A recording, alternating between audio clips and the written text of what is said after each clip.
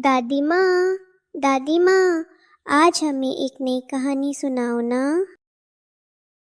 अरे मेरे प्यारे बच्चों, तुम लोग तो मुझे कभी आराम ही नहीं करने देते। ठीक है, आज मैं तुम्हें एक बहुत खास कहानी सुनाऊंगी। बहुत पुरानी बात है। एक छोटा सा गांव था। वहां रामू नाम का एक गरीब किसान रहता था। उसके पास जमीन का बस एक छोटा सा टुकड़ा था। वो उसी पर खेती करके अपना गुजारा करता था। लेकिन उसकी समझदारी के चर्चे पूरे गांव में मशहूर थे। रामू हमेशा अपनी मेहनत पर भरोसा करता था और अपनी छोटी सी जिंदगी में भी खुश रहता था। एक दिन रामू अपने खेत में काम करते हुए आसमान की तरफ देखकर बोला, धरती माँ, भले ही मेरे पास धन कम हो, पर तेरा दिया ये अनाज ही मेरी असली दौलत है। अचानक पूरे गांव में हलचल मच गई। ढोल की आवाज गूंजने लगी। गांव के चौपाल पर राजा का दूत ऊंची आवाज में घोषणा करने लगा। दूत ने आगे कहा, महाराज ने एक बड़ा ऐलान किया है।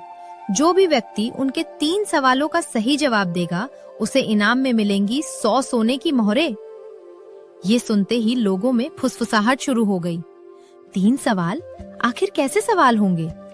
इतना बड़ा इनाम, जरूर कुछ मुश्किल होगा। रामू, जो थोड़ी दूर खड़ा सब सुन रहा था, चुपचाप आसमान की तरफ देखने लगा। उसके चेहरे पर हल्की सी मुस्कान थी, जैसे वह कुछ सोच रहा हो। उसने मन ही मन कहा, शायद ये मौका मेरी किस्मत बदल सकता है। ये सुनकर हर कोई दौड़ पड़ा राजा के दरबार की ओर, और राजू भी चल पड़ा। फिर रामू कांपते कदमों और धड़कते दिल के साथ राजा के दरबार पहुंचा और गहरी विनम्रता से सिर झुकाकर राजा को सलाम किया। भरी सभा में सन्नाटा छाया हुआ था। चारों ओर दरबारियों, मंत्रियों और विद्वानों की भीड़ खड़ी थी।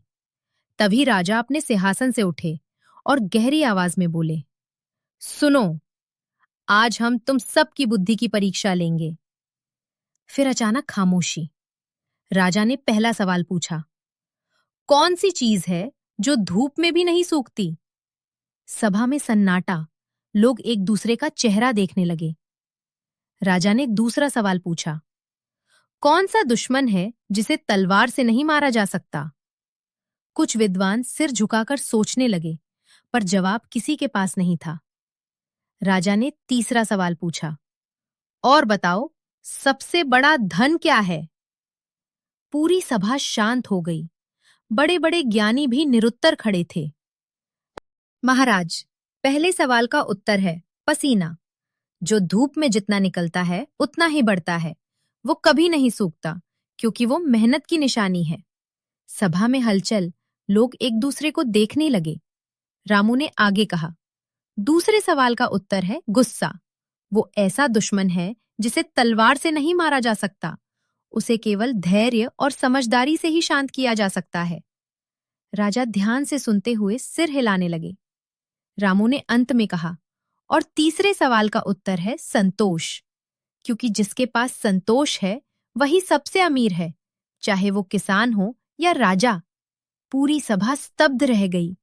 हर किसी के चेहरे पर आश्चर्य और प्रशंसा थी। राजा रामू के जवाब से बहुत खुश हुआ। राजा ने मुस्कुराते हुए कहा, रामू, तुमने बहुत अच्छा उत्तर दिया है। हम तुमसे प्रसन्न हैं। राजा ने अपने हाथों से रामू को हार पहनाया और कहा, ये तुम्हारे लिए हमारा इनाम है। दरबार में सभी लोग खुश हो गए और तालियां बजाने लगे। रामू ने राजा द्वारा दिए गए धन को अपने पास रखने के बजाय उसे एक अच्छे काम में लगाने का फैसला किया।